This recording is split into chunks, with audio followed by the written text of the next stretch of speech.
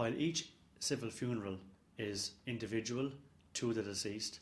there still has to be a structure in place that we need to follow to some degree.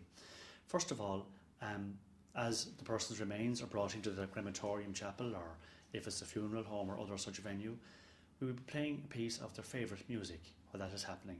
Once everyone has settled and seated into their seats, I would generally welcome people on behalf of the family and explain to them what will happen during the service. Then we may have a little symbols ceremony where maybe a grandchild or some relatives of the deceased may bring up some symbols representing their life, like his favourite mug, maybe if he was a tradesman, his hammer,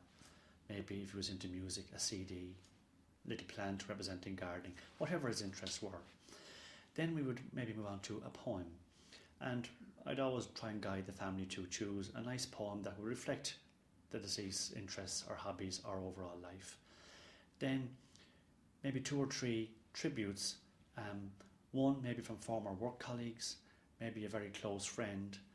and I always try and leave a family member to the end because that's the more personal eulogy and tribute of their dad or mum or loved one. This may be followed by a moment of quiet reflection where you would give thanks for the life of the deceased and just think of the good things that they have brought to all their lives. At this point, it might be nice to have some religious content if people want that included. And that might include something universal like or the Lord's Prayer, or maybe Psalm 23, the Lord is my shepherd, or maybe a song like Amazing Grace. And this is followed then by the closing words and the closing of the curtains and a final piece of music which